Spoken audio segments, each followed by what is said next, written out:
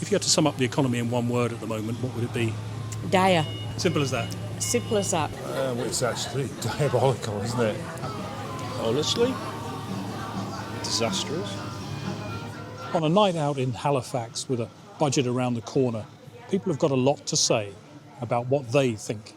I think the money's being spent in the wrong places. I just think they're not looking after the people that they should be with the economy, you know, the people that have worked all their lives. I'm happy to pay any tax that I owe and always have been, but I want it to be spent helping everyday people get everyday things. Halifax, of course, was once a thriving mill town, but like so many towns and cities in the UK, the landscape has changed. And the nighttime economy, the pubs and clubs, the bars and restaurants, are a good measure of just how much it's changed. Screaming out the world from each surfing. Down the years, drums and guitars in many bands and many bars and many mates for life. I'm the owner of the Greyston Unity. It's a bar and music venue, cultural hub in Halifax. In general, what's your assessment of the nighttime economy, how things are in Halifax in particular? I think it's tough, being honest. It's busy generally on a weekend, but during the week trade it's very, very difficult. Everyone's fighting for customers. What's your sense of how people feel about the state of the economy with a budget coming up? I'm sure people are kind of wary about it, because everyone who knows anything about it knows that they're inheriting a dire financial situation. I accept that the government needs to raise money, but is it? In this day and age, I can't think there's better ways to go about doing that. Closing tax loopholes, or the huge businesses who operate with bank arrangements outside the UK and avoid paying tax.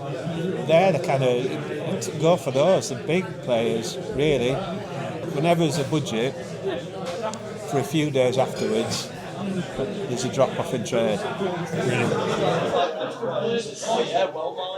There are decisions that are made, and people on the ground level, people in everyday society, I think that we're seen as statistics. I think that we're always the afterthought. So cuts, they're always done, but it's always us that are impeded. It's always looked at, well, if we take that from there, that might paint this picture, but the ramifications that have for people's livelihood, for people's mental health, for people's passion and drive, it's such a struggle. It's such a struggle because then, are people able to strive for the things that they want to strive for? Are they able to go down a creative path? Are they able to even go on a holiday? Are they able to go to a venue and a night out if they don't have that extra income? Is it worth going out on a night out or even just catch up with a friend when that money can be put to shopping? That's literally where it is now. It's literally hand to mouth at the moment. So I just feel people aren't even working to live anymore. They're working to survive. Everyone's skin. It's insane, right? I mean, we don't have kids. We rent a one-bedroom flat. We go out quite a bit. We've got a bit of money to spare. I'd say that we're quite lucky and that we both have fairly well-paid jobs. I don't think that's the same for the majority of my friends, people my age. It makes it very difficult to think. Everything just seems to be getting hard to save for a house, and I don't know what I'm going to do. If there was something that could be done that would lift mood, would solve some of these issues. Can we stop triple locking the pensioners, please? Yeah, I mean, as a young person. Stop giving pensioners everything out there. For God's sake. I mean, I know they had hard times like in the 70s and the 80s, but so the 80s were better, and it just feels like we're now paying for everyone else. Yeah. Yeah.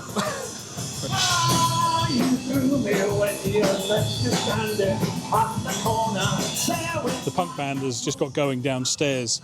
Time maybe to go somewhere a little quieter.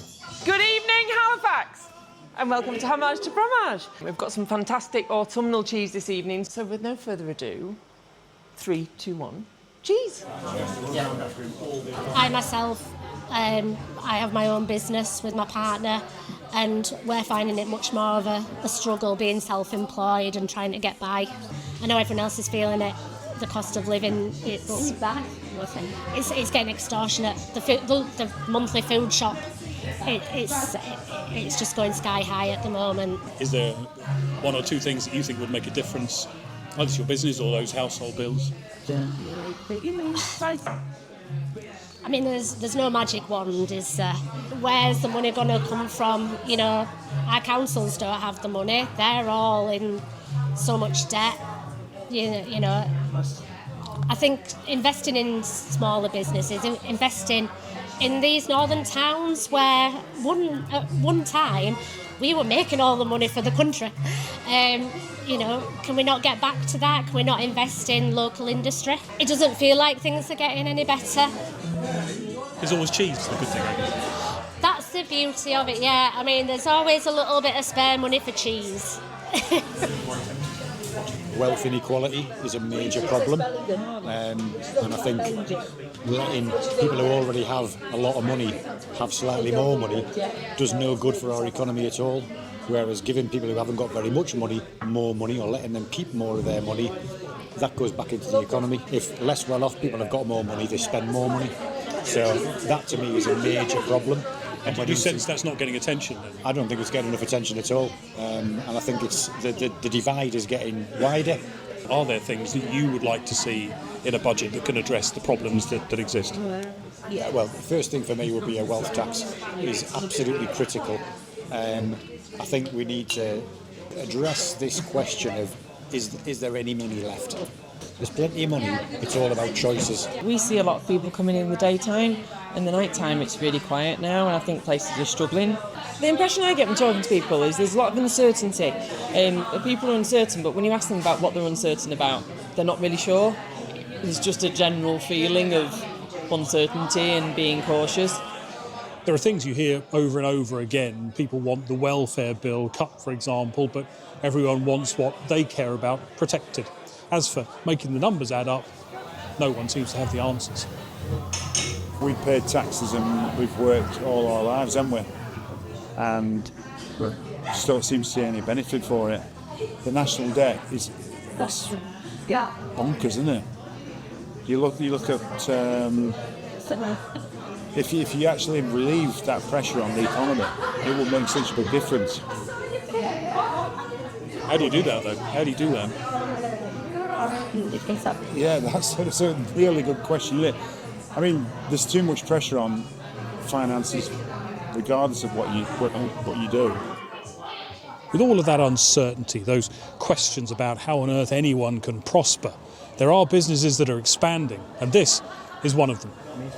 You've got to have a compelling offer. I think it's got to be something that is going to bring people into the town, and mediocre doesn't cut it anymore. You know, when you've got Netflix and things at home going on, you can order food, Uber Eats, Deliveroo. You've got to have an offer that you can't get at home necessarily. You're at the front line, I guess, of how people see the economy, where they spend money, where they don't spend money. What's your feeling about the mood of the country economically with a budget coming up? I think it's pretty downbeat, if I'm being honest, and I think it's going to take some pretty positive moves, and I think the government needs to start putting some initiatives in place. You talk about growth, but in reality, the only thing that we're seeing growing is our costs. How many feel the same as him? How many feel it's time for something to change?